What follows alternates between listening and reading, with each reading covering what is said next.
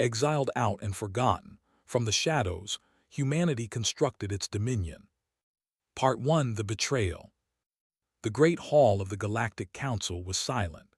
10,000 representatives from 100 worlds watched as the High Speaker raised his long silver hand. His pale eyes held no mercy. His voice echoed through the chamber like the sound of a door closing forever. "Humanity is guilty," he declared. "The evidence is clear. Human warships attacked neutral trade vessels. Human weapons killed innocent beings. For these crimes, humanity is hereby exiled from Council space. You have 72 hours to leave. Any human found within our borders after this time will be destroyed." Ambassador Park stood at the center of the chamber. She was a small woman with gray hair and tired eyes. For 40 years, she had worked to build trust between humanity and the galaxy.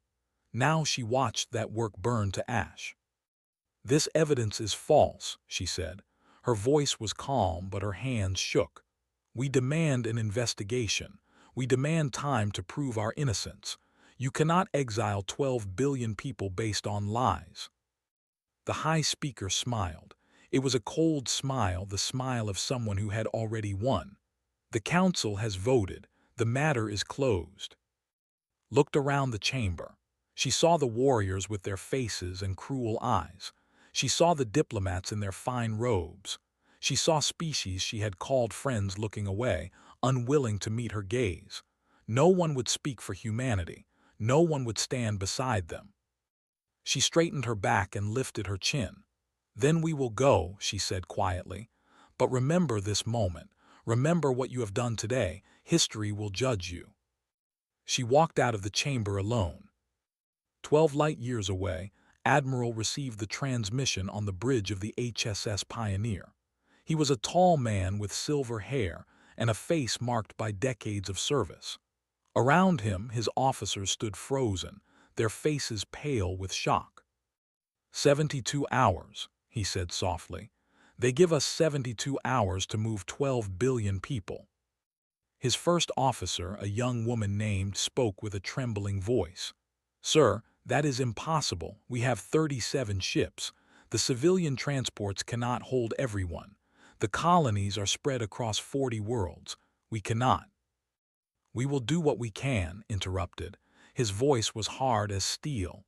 "Send the order to all ships. Begin immediate evacuation. Priority to children and essential personnel. Move." The next 72 hours became a nightmare that survivors would remember for generations. On the colony world of New Seoul, General Wu commanded the ground evacuation. He was a broad man with a face like carved stone and eyes that had seen too much war. His soldiers formed lines around the spaceports, holding back crowds of desperate people trying to reach the transports. "Stay calm," he shouted through the chaos. "Everyone will have a place. Stay calm." But there were not enough places. There would never be enough places. The warships arrived before the deadline. They claimed humans had fired first. It was another lie. Wu watched as plasma fire rained down on the city. Buildings collapsed. People screamed. He grabbed a fallen beam with his bare hands to free trapped civilians, and the fire took his left arm at the elbow. He did not stop. He kept pulling people from the wreckage with one arm until his soldiers dragged him onto the last transport. On IV, Doctor stood at the window of the orbital research station. She was a thin woman with short black hair and eyes that always seemed to be thinking about something far away. Below her, the planet burned. Around her, alarms screamed warnings of approaching vessels. "Doctor, we must leave now," her assistant begged. Did not move. She watched the destruction of everything she had built. 20 years of research, 100 breakthrough discoveries, the quantum physics laboratory that was going to change the galaxy, all of it becoming fire and ash. "They are afraid of us," she said quietly. "That is why they do this. They are afraid of what we might become." She turned away from the window. Her eyes were dry. Her voice was steady. "Very well, let us show them they were right to be afraid." On the edge of Council space, Director did not board any transport. She was a woman that no one noticed, with a plain face and forgettable features. These were her greatest weapons. She watched the last human ship jump to hyperspace. Then she turned and walked into the crowd of aliens watching the exodus. She became one of them, a refugee from a minor world, a trader looking for work, a servant in a noble house. No one suspected, no one knew, and she began to build her network one secret at a time. The human fleet gathered at the border of known space. 347 vessels of all sizes, warships and cargo transports, luxury cruisers and mining platforms, everything humanity could save from the fire. Beyond them lay the dead zones. Every species in the galaxy knew about the dead zones. It was a vast region of unstable space filled with radiation storms, gravity wells, dying stars, and cosmic horrors that no ship had ever survived. The Council had chosen humanity's exile route carefully. They expected the dead zones to finish what they had started. Admiral stood on the bridge of the Pioneer and looked at the endless darkness ahead. Behind him, his officers waited in silence. Across the fleet, billions of survivors watched their screens, waiting for his words. "They believe they have killed us," said. His voice was calm and clear. "They believe the darkness ahead will swallow us and the galaxy will forget we ever existed. They are wrong." He paused. When he spoke again, his voice carried the weight of all humanity's pain and all humanity's hope. "We will enter the darkness, we will survive it, and one day we will return. They wish us erased from history. Instead, we will write a new one, a history written in the stars themselves. Follow me, and we will show the galaxy what humanity can become." The fleet moved forward.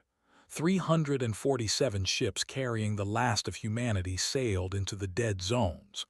Behind them, the Galactic Council celebrated the end of the human problem. They did not know that they had just made the worst mistake in galactic history. In the shadows of space, humanity began its transformation. What entered the dead zones was a broken species of refugees. What would emerge decades later would be something the galaxy had never seen. Something that would make them remember. Something that would make them fear.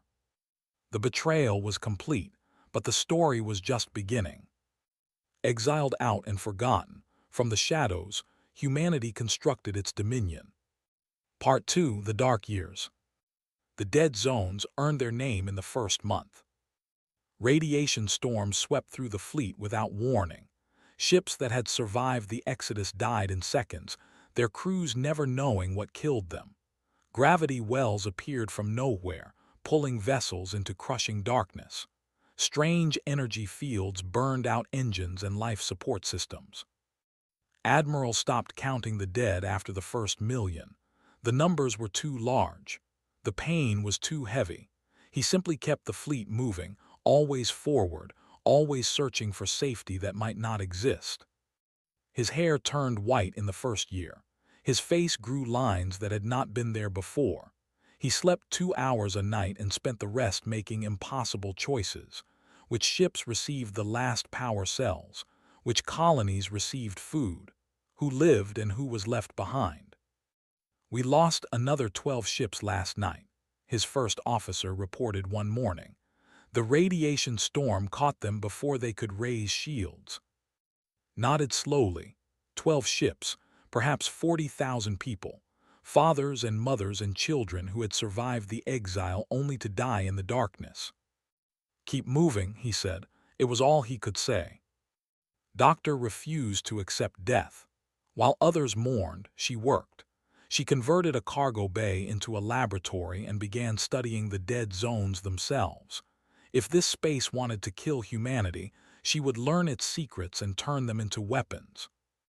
The breakthrough came in the third year. "This matter does not exist in Council space," she told, holding up a small container of glowing substance. "The dead zones are full of it, exotic matter. The galaxy does not know it exists, but I know what it can do."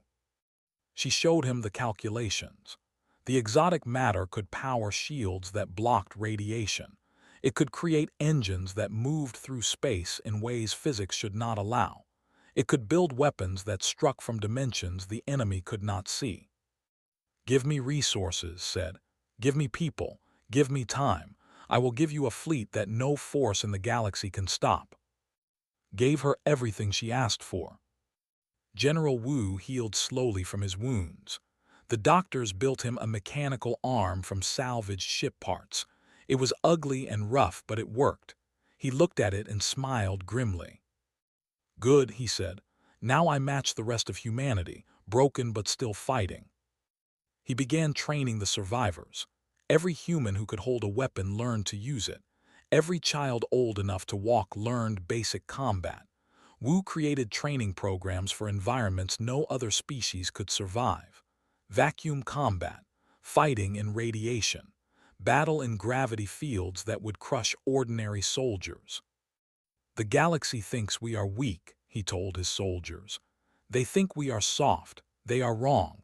We have survived what would kill any other species. We are harder than they can imagine. When we return, they will learn this truth." His soldiers called themselves the Silent Legion.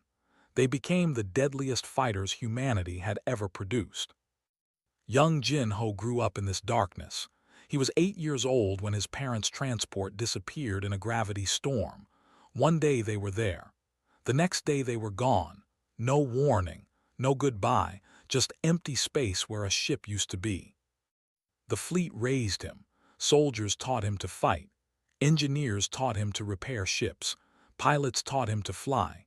He grew up knowing nothing but metal corridors and the cold light of dying stars.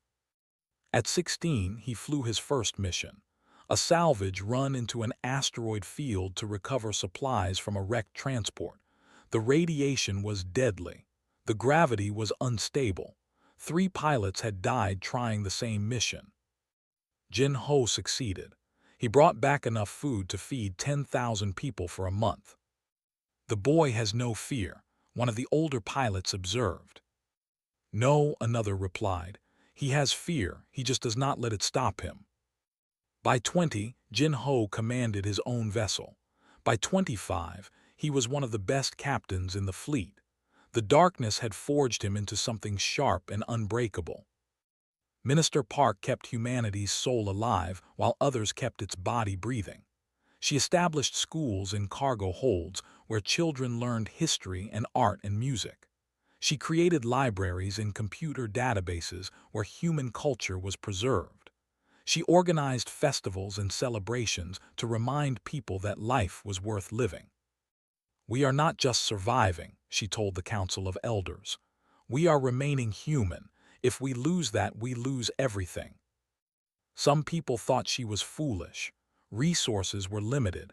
Every bit of energy should go to survival, not to poetry and painting, but understood something the others did not.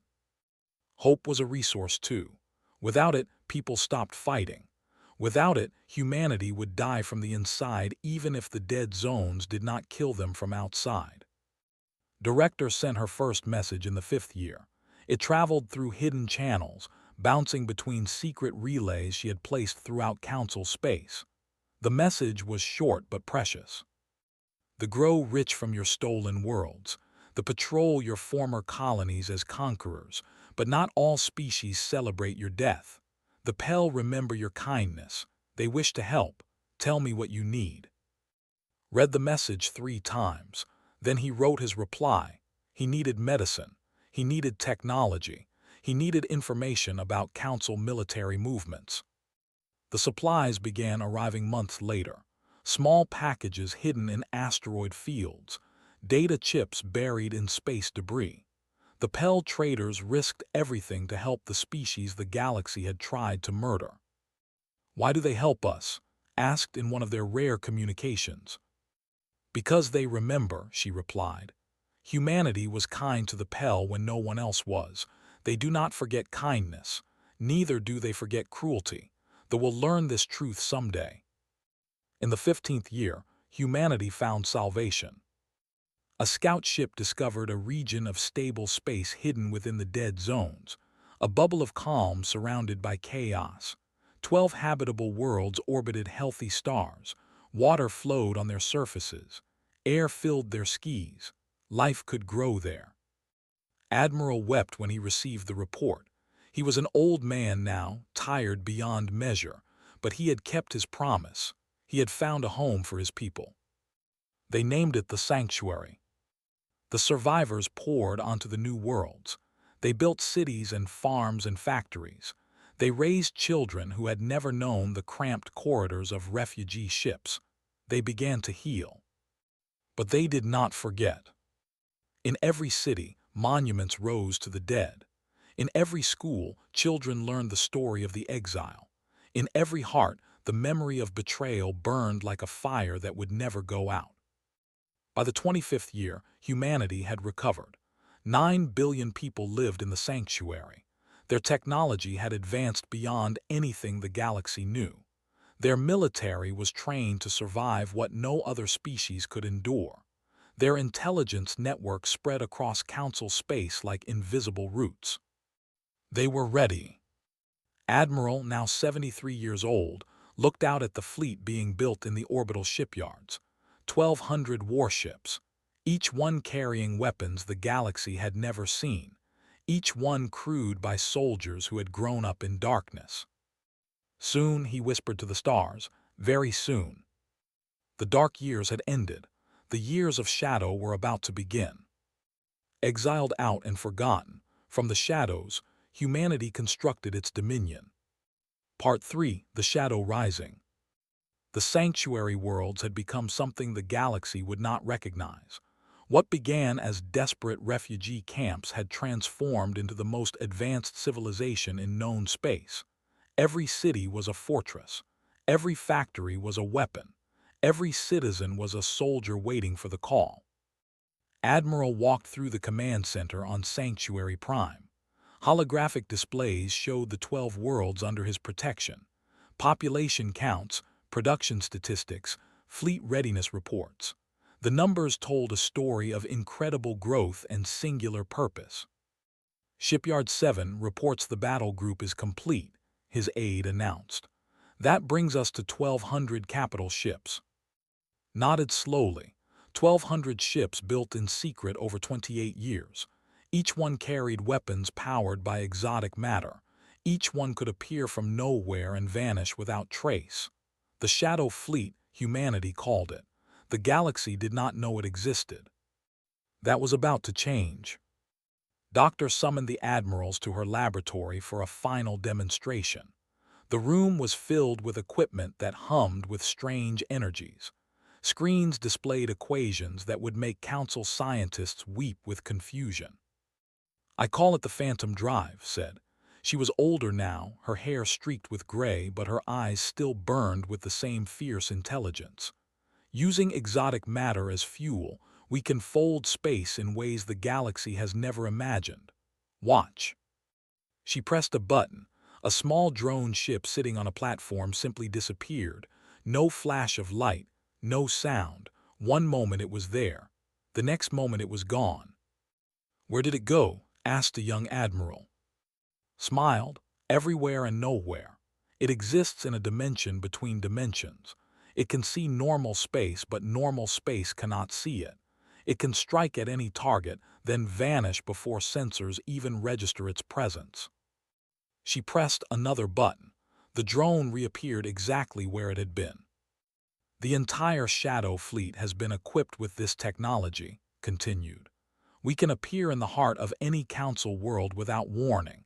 We can destroy their fleets before they know we exist. We can be ghosts. Admiral studied the data scrolling across the screens. What are the limitations? Power consumption is high.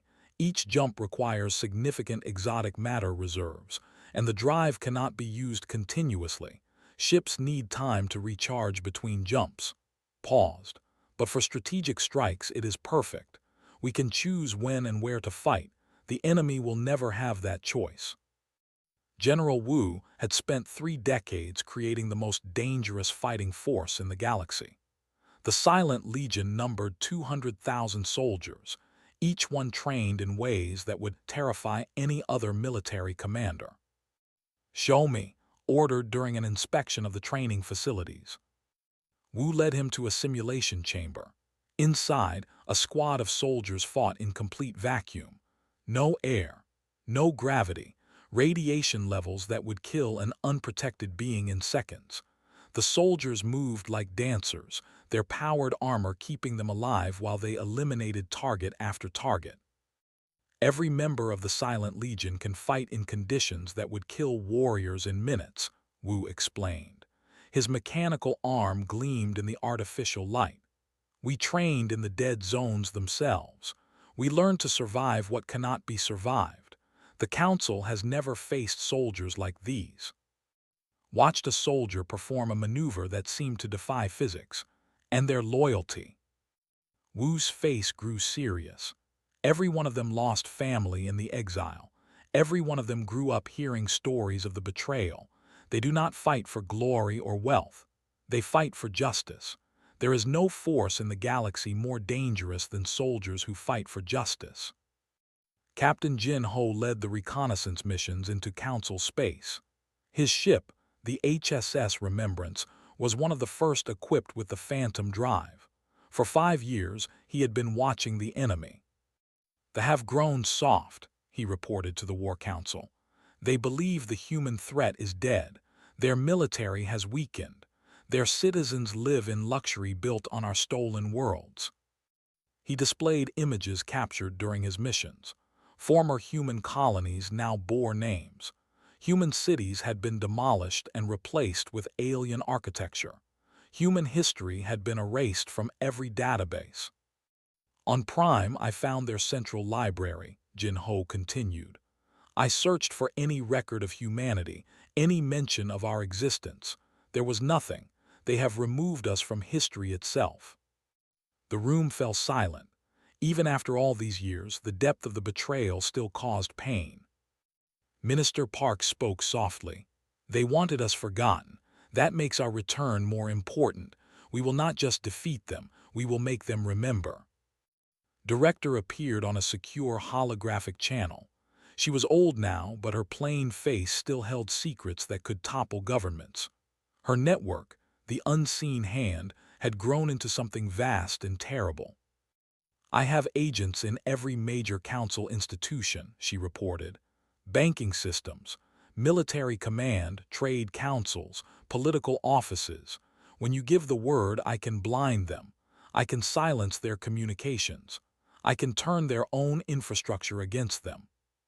"How many agents?" asked. Smiled slightly. "Enough. Some are human, many are not. They made enemies during their rise to power.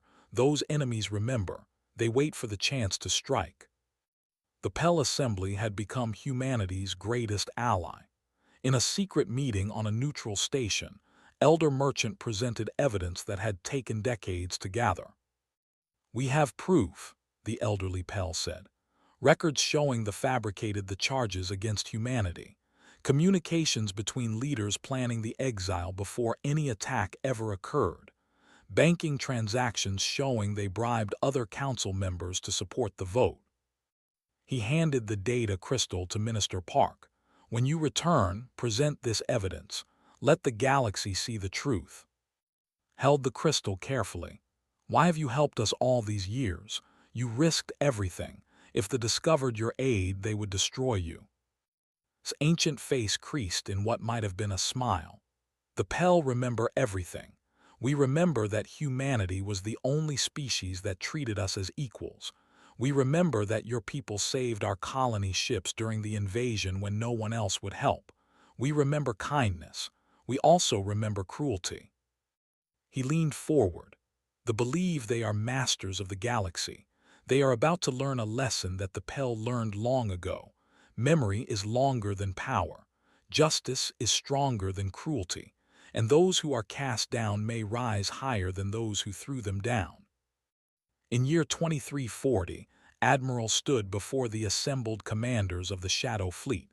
1,200 captains watched him through holographic displays. Behind them, millions of crew members waited for his words. "53 years ago, the galaxy tried to murder us," said. His voice was strong despite his age. "They sent us into darkness expecting us to die. They erased our history. They stole our worlds. They celebrated our extinction." He paused, letting the words settle. "They were wrong. We did not die. We grew stronger.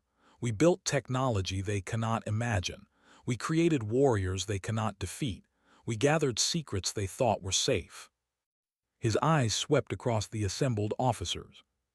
"Tomorrow we begin our return, not as refugees begging for mercy, not as conquerors seeking destruction. We return as something new, something the galaxy has never seen. We return as judgment itself." The fleet erupted in cheers. Decades of waiting had finally reached their end. The shadow was about to fall on those who had created it. Admiral raised his hand for silence. When he spoke again, his voice carried the weight of generations. "They wished us forgotten. Let us remind them who we are." The Shadow Fleet activated their phantom drives. 1,200 ships vanished from the sanctuary. The galaxy, sleeping in comfortable ignorance, did not know that death was coming. But it would learn soon enough. Exiled out and forgotten, from the shadows, humanity constructed its dominion. Part 4, First Contact. The patrol ship Fury of Stars cruised along the dead zone border. It was routine duty, boring and pointless. Nothing ever happened here. Nothing ever came from the dead zones. The 6 officers on board spent most of their time playing games and complaining about the assignment. Commander Vex checked his sensors one more time. Empty space in every direction. The same empty space he had seen every day for 3 years. "Another quiet shift," his second officer muttered. "I do not understand why we even patrol here. Nothing survives the dead zones." Vex nodded in agreement. "The Council wastes resources on." The sensor alarm screamed. Vex spun to his display. One moment the space ahead was empty. The next moment a ship was there. A ship unlike anything he had ever seen. Dark hull, strange angles, no identification signals. "Impossible," Vex whispered. "Nothing can appear without a hyperspace signature. Nothing can." The alien ship fired. A beam of light that existed in colors Vex had never seen. The Fury of Stars died in an instant. Its last transmission was a single word that would soon spread fear across the galaxy. "Human." 3 weeks later, the Galactic Council convened in emergency session. The High Speaker stood before the assembly, his silver face pale with confusion and growing fear. 17 patrol ships destroyed, he announced. 4 merchant convoys vanished. 1 entire battle group of 50 vessels gone without a trace. We have received only fragments of transmissions. They all say the same thing. He displayed the recordings, static-filled voices screaming warnings, sensors showing ships appearing from nowhere, and one word repeated over and over: human, human, human. "This is impossible," an admiral declared. "The humans died 50 years ago. We watched them enter the dead zones. Nothing survives there." "Then explain these attacks," the High Speaker demanded. "Explain ships appearing without hyperspace signatures. Explain weapons we cannot identify. Explain how our most advanced vessels die before they can even fire." No one had answers. Director watched the council session through hidden cameras. She smiled for the first time in decades. The fear in their eyes was beautiful. They were finally beginning to understand. She sent a message to Admiral. "They are terrified and confused. They do not believe it is truly humanity. They think it is some new enemy using our name. They will learn the truth soon." Captain Jin Ho received his orders with quiet satisfaction. For years, he had watched the enemy from shadows. Now he would step into the light.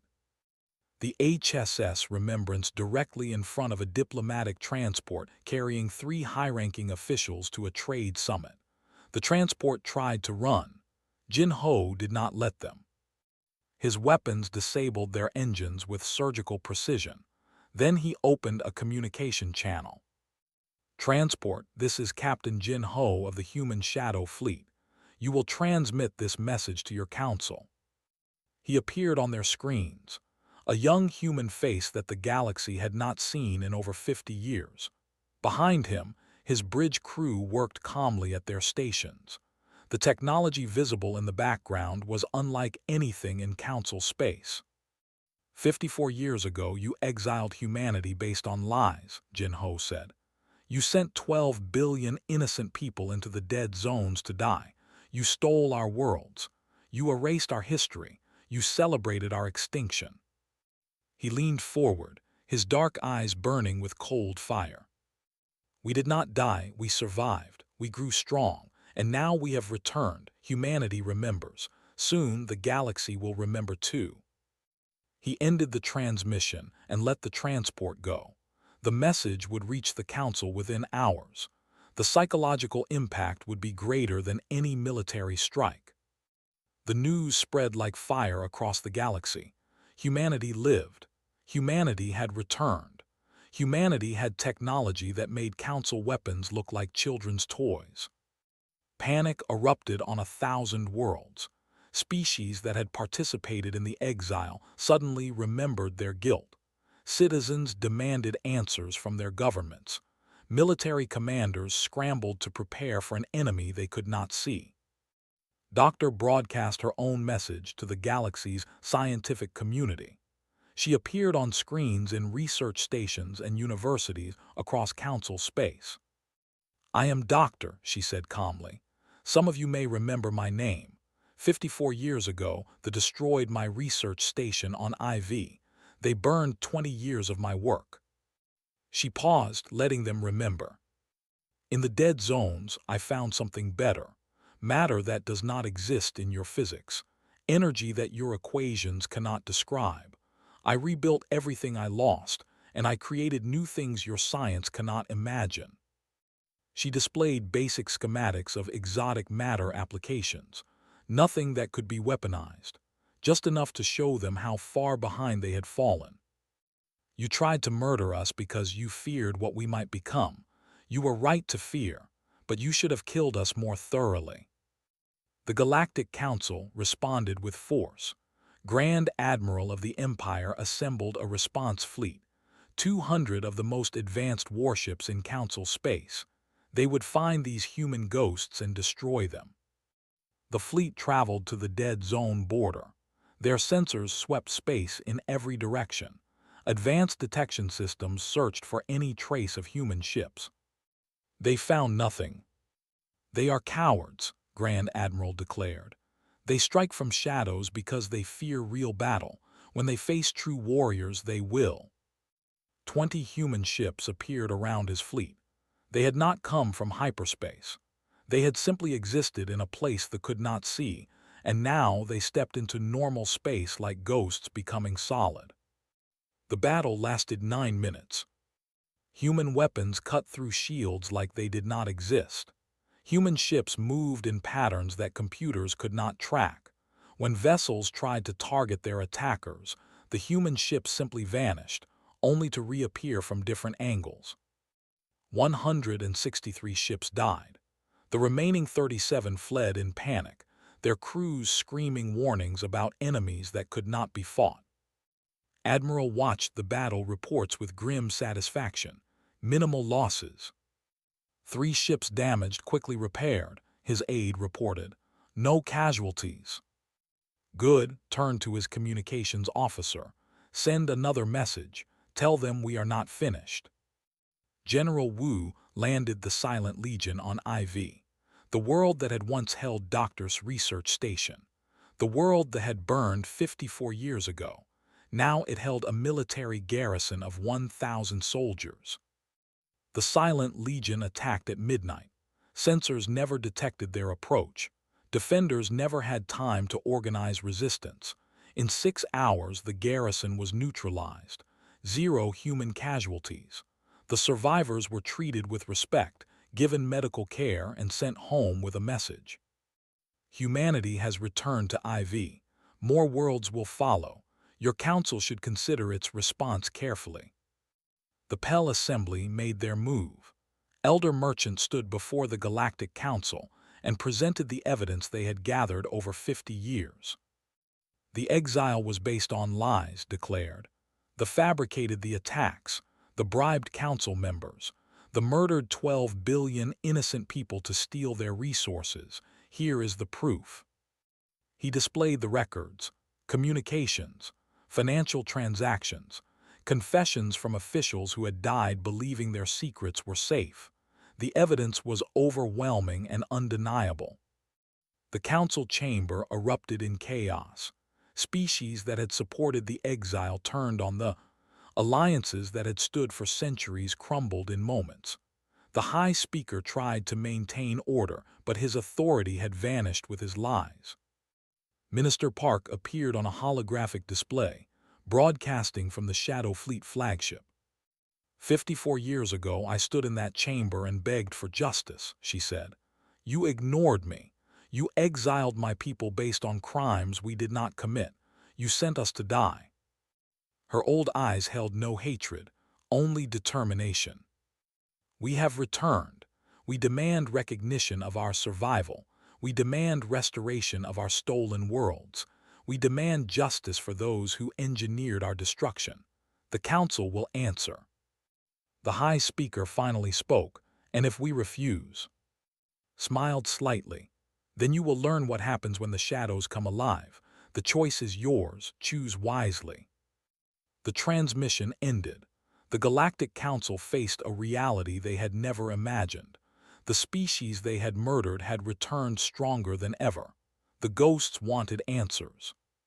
And the ghosts would not be exiled out and forgotten. From the shadows, humanity constructed its dominion. Part 5: The Reckoning. The collective chose war. Despite the evidence, despite the crumbling alliances, despite the fear spreading through their population, the High Speaker refused to surrender. He had spent 50 years building power on the foundation of humanity's destruction. He would not admit that foundation was built on lies. We will crush these ghosts, he declared to his remaining allies. We will prove they are a minor threat exaggerated by fear. When we destroy their fleet, the galaxy will remember who truly rules. Grand Admiral assembled the largest military force in galactic history. 8,000 warships from 12 species that still supported the contributed their most powerful battle groups. Smaller species sent whatever vessels they could spare. Together, they formed an armada that filled space for light years in every direction. We outnumber them nearly 7-1, announced to his commanders. Their tricks will not save them against such force. We will meet them at the passage and end this war in a single battle. The passage was a narrow corridor of stable space that served as the only entrance to the region where the sanctuary worlds were believed to hide. If the human fleet wanted to protect their home, they would have to fight there. Admiral studied the intelligence reports with calm eyes. 8,000 enemy ships. His fleet numbered 1,200. The mathematics seemed simple. They believe numbers will save them, he told his war council. They do not understand what they face. Captain Jin Ho would lead the main assault. General Wu would command boarding parties. Director would coordinate the unseen hands disruption of enemy communications. Doctor would monitor the exotic matter systems that gave the Shadow Fleet its impossible abilities. We have one advantage they cannot match, said. We have spent 50 years preparing for this exact battle. They have spent 50 years forgetting we exist. Today, we remind them. The Battle of Passage began at dawn by sanctuary time. The Council fleet arranged itself in a massive formation designed to overwhelm any enemy with firepower. 8,000 ships creating walls of weapons that nothing could survive. Grand Admiral sat on his flagship and waited for the humans to appear. They did not appear where he expected. The first wave of human ships materialized inside his formation, not in front of it, inside it. Ships that should not have been able to reach that position without being detected simply existed there, weapons already firing. Impossible, screamed. They cannot. A human beam cut through his flagship's shields and destroyed his communications array. Around him, the perfectly organized formation dissolved into chaos. Captain Jin Ho commanded from the bridge of the Remembrance. His squadron of 20 ships cut through the enemy fleet like knives through water. They would fire, vanish, reappear somewhere else, fire again. Council gunners could not track targets that existed in dimensions their sensors did not understand. Focus on their command ships, Jin Ho ordered. Break their coordination. In the first hour, 17 Council flagships died. The enemy fleet, designed to fight as a unified force, fragmented into confused groups that could not communicate or coordinate.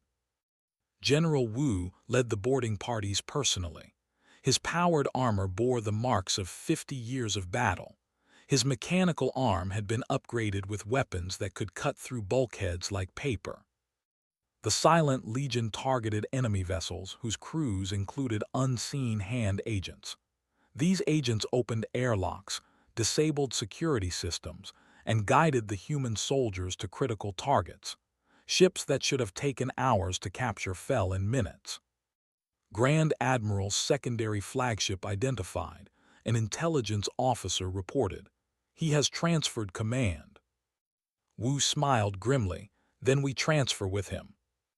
His assault team boarded the vessel through a cargo bay that an agent had conveniently depressurized. They moved through corridors filled with dead and dying, following a path cleared by their hidden allies. When they reached the bridge, Grand Admiral was waiting with his personal guard. 20 warriors, each one 7 feet tall and armed with the finest weapons in the galaxy. The fight lasted 40 seconds. The Silent Legion moved with speed and precision that training could not match. They had learned to fight in environments that would kill these warriors. A pressurized bridge with artificial gravity was almost comfortable. Wu stood over the fallen Grand Admiral. Your war ends here. Order your remaining ships to surrender. Spat blood, I would rather die. That can be arranged, but your soldiers do not need to die with you. Give the order. Show them the mercy your council never showed humanity. Something changed in the Grand Admiral's eyes. Perhaps it was respect. Perhaps it was simply exhaustion. He gave the order. By the end of the 11th day, the Battle of Passage was over. 4,000 council ships had been destroyed. 2,000 more had been captured. The remaining 2,000 had fled to there, spreading tales of enemies that could not be fought. Human losses were 73 ships destroyed and 200 damaged. The galaxy's greatest military force had been shattered by an enemy less than a seventh its size. Admiral did not pursue the fleeing vessels. He had a different destination in mind. The Shadow Fleet appeared above Prime without warning. 1,000 warships surrounding a world that had never known war. Below, 10 billion citizens looked up at the sky and saw death hanging above them. The High Speaker received Admiral's transmission in his private chambers. The human Admiral looked tired but satisfied. Behind him, screens showed the orbital bombardment capabilities of his fleet. Your armada is destroyed, said simply. Your allies have abandoned you. Your crimes stand exposed to the galaxy. You have one choice left. Surrender and face justice or watch your civilization burn. The High Speaker's silver face twisted with hatred. You would not dare. The destruction of Prime would turn the galaxy against you forever. You are probably correct, agreed. We would become the monsters you always claimed we were, which is why I offer this alternative. He transmitted the terms of surrender, complete admission of guilt, full reparations to humanity, restructuring of the Galactic Council to prevent such injustice from ever happening again. The leadership would face trial for their crimes. These terms are humiliating, the High Speaker protested. They are merciful, Minister Park replied. She had joined the transmission, her old face calm and resolute. 54 years ago, your people tried to murder 12 billion innocent humans. We could kill 10 billion in response. We choose not to. That is the difference between us. She leaned forward. Accept these terms. Allow your people to live. Show the galaxy that even those who commit terrible crimes can choose redemption, or refuse and prove that they deserve the fate you tried to give us. The High Speaker sat in silence for a long moment. His hands trembled. His eyes filled with something that might have been tears. I accept, he whispered. May your species forgive us for what we have done. Admiral nodded slowly. Forgiveness will take time, but justice begins today. The surrender ceremony took place in the same chamber where humanity had been condemned 54 years earlier. The same representatives watched as the High Speaker knelt before Minister Park and admitted his people's crimes. The collective fabricated evidence against humanity, he said, his voice echoing through the silent hall. We engineered the exile to steal human resources. We murdered 12 billion innocent beings for profit. We were wrong. We beg forgiveness. Park accepted the surrender with dignity. She did not gloat. She did not celebrate. She simply acknowledged the admission and outlined the path forward. Humanity does not seek revenge, she told the assembled representatives. We seek justice. We seek recognition. We seek a galaxy where no species can ever do to another what was done to us. Help us build that galaxy, and we will help you build a future worth living. Admiral watched from the observation gallery. Beside him stood Jin-Ho, Wu, and the leaders who had brought humanity through darkness into light. We won, Jin-Ho said softly. We survived, corrected. The winning comes later, when we build something that lasts, when we prove that power can be used for more than destruction. He looked at his old friends, at the assembly below, at the galaxy waiting to see what humanity would become. Our work is not finished, it is only beginning.